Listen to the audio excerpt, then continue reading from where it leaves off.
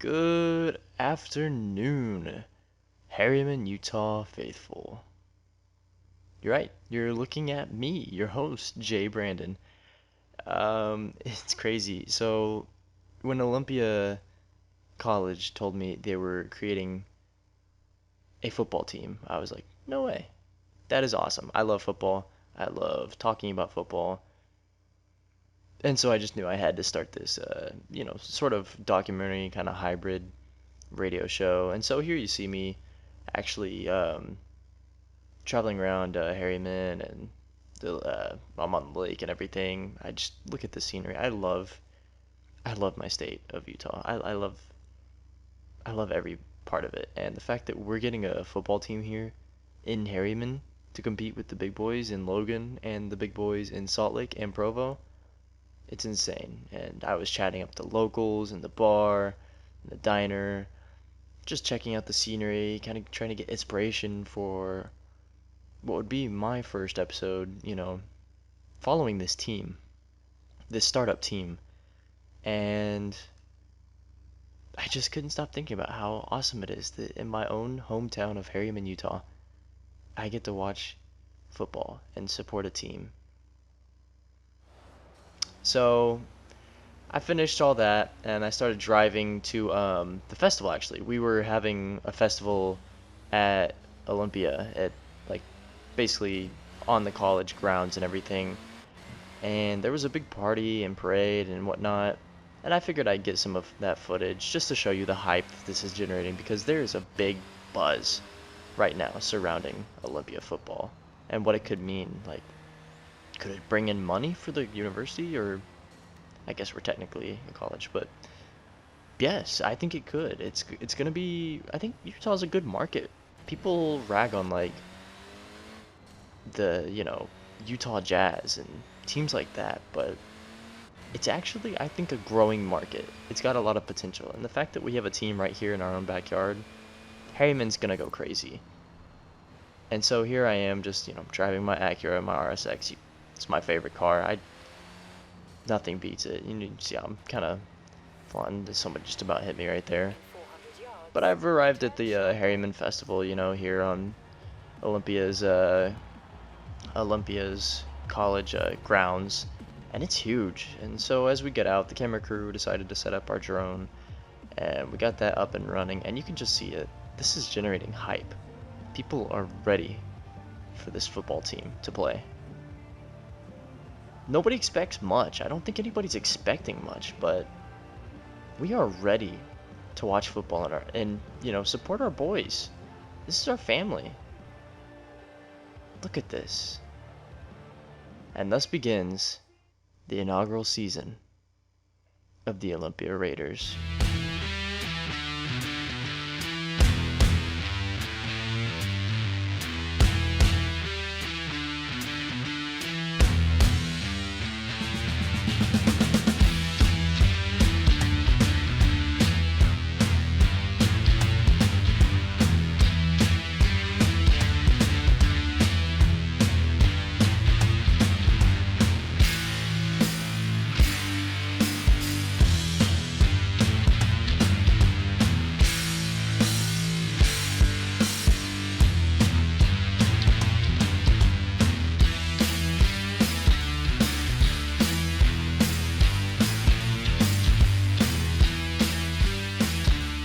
And now you should be live with us, watching some of Olympia's practicing.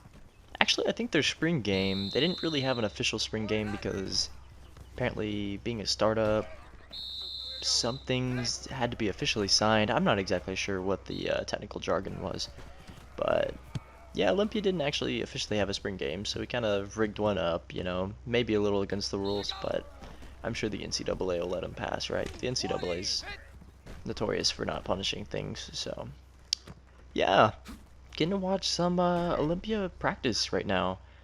It's, I think, pretty cool to watch them actually play, right? To suit up and actually get some playing done, even if it's just in practice. I haven't seen these guys play either A since high school, since I followed their high school team or something like that. And by they, I mean the like 2 people that are actually from Utah on this team because everybody else is a transfer looking for time from maybe a JUCO or something like that. But it's just cool to watch football again.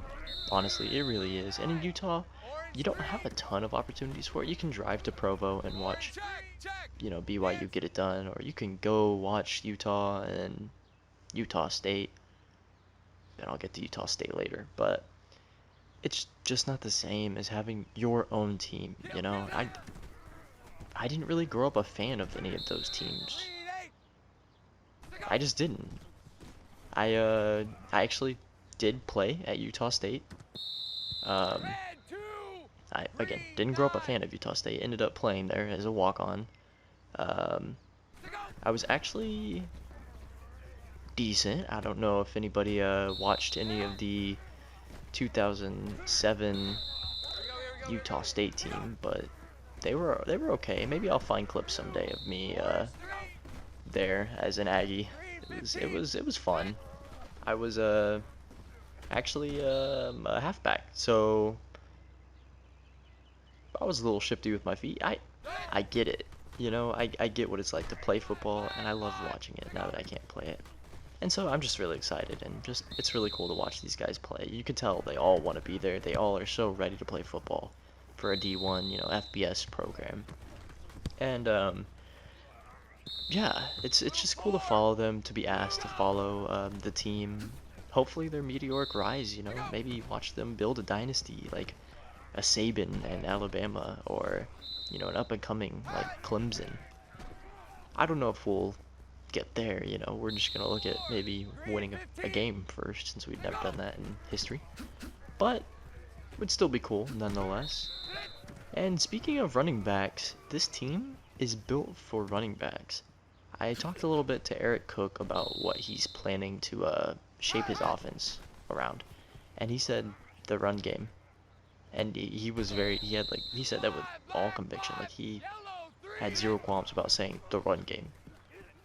I hope that doesn't deter future quarterbacks from coming here, because there's a lot of talent in Utah and Colorado and surrounding, the neighboring states. There's a lot of quarterback talent, and B, I don't know if a quarterback is gonna want to come somewhere where, they only care about the run game. And I don't know if he only cares about the run game, because in today's day and age, you have to have a good quarterback to go anywhere, really. You don't have too many times where you see Blake Bortles and, Case Keenum in the NFC and AFC championships playing. That just doesn't happen very often. Those are flukes, and we don't want to be a fluke. We want to be sustained success. So we definitely need a quarterback, but I see what he's saying, that the running game is what we're built around now and what we will be built around. I think it's the way he wants to play football, kind of like a Utah, where you control the clock, you cut down on errors, or an Alabama, for example, an SEC school. He really wants to instill that kind of grind it out, run it up your nose, up the gut, break your nose, hard blocking, really physical tight ends get involved. And then when kind of like these pro style offenses in the NFL, where once you've opened up the run game, you can hit them with a play action, and nobody's even remotely covering your receiver 50 yards down the field. Look at what it's done for like Dak Prescott and the Dallas Cowboys.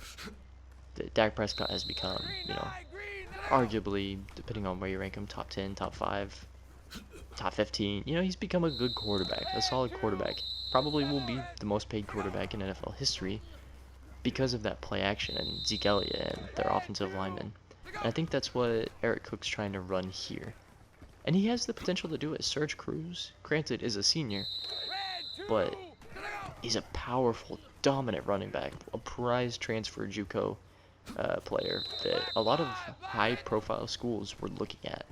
You had teams like Georgia Tech were really trying to get him.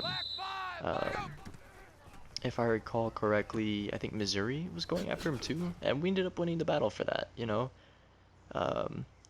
Then you have Frank Charles. He's really shifty, really speedy. He's got some good acceleration. He's nothing special, really, but he has really good acceleration, so maybe we could use him as like a scat back of sorts, but he's still kind of he can run in between the tackles. He's not really great at anything one thing. And then you have Clinton Crenshaw, who he'll break about 5 tackles. He's really slow, but he seems like a really good kid and a hard worker. And I actually have he is studying. I have don't know why I have this right here. I have notes. He's studying biology actually, which is odd because his quarterbacking buddy Jason Price, even though Crenshaw's a sophomore, I believe. I don't have the depth chart with me at the moment, but he's I believe a sophomore and Jason's a senior. But they're both studying biology, and Jason's helping him. You know, he's kind of tutoring him, and it just shows how intelligent these kids are. You know, and Crenshaw is definitely one of them. I'm looking forward to seeing how he does. A nice power back. You don't see that too often anymore. Serge Cruz is also a power back though, so don't forget about Serge Cruz. He's going to steal the spotlight and he's going to dominate this year, I hope. You know, our tight ends, Lamar Reynolds and Ray Cantrell, are nothing to write home about, but they're serviceable. They don't really block all that well, but they're decent receiving threats. So we'll have to probably get vertical with them occasionally. Fullback is a position that I know Eric Cooke is looking to really focus on, and Robbie Mackey is graduating, so we're going to have to go out and get a fullback. And we'll get to the recruiting in our next episode, because there's a fullback here in Utah that if we could get him, he could do everything for us. He may literally play every position on the field. You know, offensive line. Offensive line it's looking like that's going to be a struggle. There's a few guys on here that seem decent, but nobody really is impressing me so far from what I've seen. As you watch, you probably won't be all that impressed either. And that's not to say they can't grow and get better, because they definitely can. It's just right now it's going to be tough. And it's going to be tough game 1, and it's going to be tough game 12. It might not be good until year 3 or 4. I mean, this is going to be a long build. Not a rebuild, but a build, because we're starting from the ground up, you know? A lot of transfers and, like, 3 Utah guys from the state of Utah, and then we're just going to have to recruit. And we're going to start by making Utah a pipeline. We need to recruit from our own state. Then if we can get the 4 corners, you know, maybe Texas, maybe California. We'll see. We'll see where those kind of things go. Cook hasn't commented on his recruiting strategy yet. I'm assuming from seeing just a few of the players he's interested in, though, it's going to be Utah year 1. Like, he's looking at Utah. And it's hard not to with the talent that's coming out of here. Maybe not 4-star talent, but there's a lot of 3-star or 2-star talent coming out of here that can, in 4 years, can make you a good team, you know. I watch a lot of college basketball, and teams like Gonzaga and St. Mary's are, you know, on the West Coast, are built on these 4-year programs that guys buy in, and by year 4, you have a cohesive unit of really disciplined, really intelligent players. And hopefully we can kind of instill that here at Olympia. Let's see. The defensive side is actually really intriguing. I think our defensive side of the ball has a lot of upside. And it may not be long-term upside because a lot of guys are graduating, but year 1, I think we're good. Defensive tackle, a guy from here in Utah, Prince Lofa Taupau. I think I'm saying that right. Let me check. Yeah, Lofa Taupau. He is a physical force of nature. He's raw. He's one of those defensive tackles that, you know, is gonna get beat 90% of the time, but that 10% of the time that he hits you is gonna hurt. At middle linebacker, Dusty Hale, also a freshman. These guys, they buy in for 4 years. They don't transfer out. We've got stars because Prince Lofa and Taupau and Dusty Hale. Dusty Hale looks like an amazing, intelligent coverage linebacker. These guys could change the program, you know, and they're already here. So we've already got the talent here. We just need to build around them. Looking more in depth, you know, the safeties, we've got Dusty, you know, Hickman and Antoine Bean and Chris Kemp. These guys all look like they could go play on maybe a 6-6 team or like a contending group of 5 team. But they're here, and granted, we're gonna have to replace positions because they're gonna be gone soon. But year 1 and 2 won't be as painful as a build-up should be, because we got some good transfer talent from these JUCO programs, some coveted talent. Let's see, looking at my notes here. The schedule. The schedule looks grueling. So we start with UCF, and I'm actually going to be driving later, tomorrow night after I watch some of the recruiting games, the recruits in their games in high school. I'm gonna be driving to UCF, Florida, Orlando, Disney. I'm gonna be living the dream. It's gonna be fun. Did I say driving? That's insane. Why would I drive? I'm definitely getting a coach ticket. I'm flying to Florida. What in the world? I would not drive from Utah to Florida. Give me a break. You saw my driving. It's terrible. But that's a team that they want badly to be in the playoffs, and I think they've shown that they can be a team that can do that. Like, I think they're better this year than they've been, even with Mackenzie Milton out. I think they're better. They've got a lot to prove, and they're going to want to beat us by 50, because if they show any weakness to a startup building team, an independent, they're not going to get in the playoffs. So I'm a little nervous for that game. It's going to be bad. It's going to be good and bad. I don't want to say it's going to be bad, because I don't want to be down, but it's going to be rough, is what I'm going to say. It's going to be a challenge. There you go. So that's our first game. Then we have like a 7-week slate in Utah, where we play at Utah, we host Kansas, we play BYU, we play Utah State, we have like a bye week, we play North Texas. We've got an amazing opportunity then to really sell our recruits, because Cooke was able to plead and get this schedule because he wants to build these relationships with these recruits. And a 7-week period in Utah where he has time and doesn't have to be flying around to accomplish that, that's perfect. And that'll give me time to really get a scope of where we're at and where the recruits are at and everything as well, and bring y'all footage of that. So that's like the early part of the schedule. We play a few service academies, some more tough ranked games. It's not looking great for our chances of getting to 500, and I know nobody's expecting that of them. We're looking for a win, maybe two wins. I'd say 2 wins is a solid goal for year 1. San Jose State's on the schedule. That's winnable. San Jose State is terrible, and we're terrible too, but we can beat them. Kansas, North Texas, these are winnable games. And I think even some of the lower tier games like BYU, we can hang with these teams. Can we beat them? Well, that remains to be seen. Anyway, it looks like my time is running up for now. I've got to go pick up my kids from school.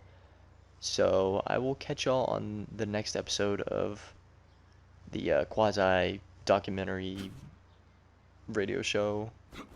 I'm not sure what to call it yet. I will take user input on what the name of our show should be. And rock on Raiders. Oh, that's right. I'm being told by my buddy here. He said I forgot. Let me show you the depth chart actually real quick, because word just came in from Eric Cooke. The coach just released the depth chart. You're watching the footage retroactively, but I just received the depth chart on my my desk here, and here it is. Alright, so you're going to be seeing the depth chart now. I'll be going over it while I'm looking at my notes. What you may be seeing on the visual may be a little faster or slower. So, starting at quarterback, Eric Cooke told me that after the spring game and some drills that he ran between the 2 quarterbacks, the competition was won by none other than Dakota Braylon. He just showed that he had more readiness, which is odd coming from Jason, coming from having a quarterback that like Jason Price, who's a senior. He's incredibly intelligent. He just looking at his stats in high school and everything. He's a very smart quarterback, but he'll be backing up Dakota. Jesse Malone's gonna be the 3rd stringer. Don't think he'll see much of the field. At running back, Serge Cruz, our most highly touted player, is actually going to be starting. No surprise to anybody there. If the offensive line can block for him, he may go for 1,000 this year. Don't quote me on that, but he may. One the guy that won the backup role is actually Clinton Crenshaw, but Frank Charles will be splitting a lot of time with they'll all three be in the backfield, splitting time together. Fullback will be Robbie Mackey. Our wide receivers, so Nicholas Chase is going to get the one for now. Lance Roach impressed the most, but he will be the complementary piece. Nicholas Chase and Lance Roach will get about the same amount of touches. Cook told me surprisingly that Lance Roach he thought would be the best slot receiver on the team, but he couldn't afford to have him play anything other than the second or first string wide receiver. So Tremaine Cotton will be the third stringer for now. Tight end, it's going to be Ray Cantrell. He was very impressive in practice, as was Lamar Reynolds, and Lamar Reynolds will be backing him up. The offensive line is not a surprise. All these men will be starting. Big surprise here, defensive tackle Prince Lofa Taupau. He seems like he has the potential. I'm not sure if it's all there yet. I don't think he has the game sense just yet. But as a freshman, he's got a lot of room for growth, and he could be a force. Perhaps Olympia's first draft prospect for the NFL. We'll see. Starting at middle linebacker, Dusty Hale, actually. He's also a freshman, and he seems like a really good coverage linebacker. I don't know if he's really all that special, but we'll see as he grows throughout the years.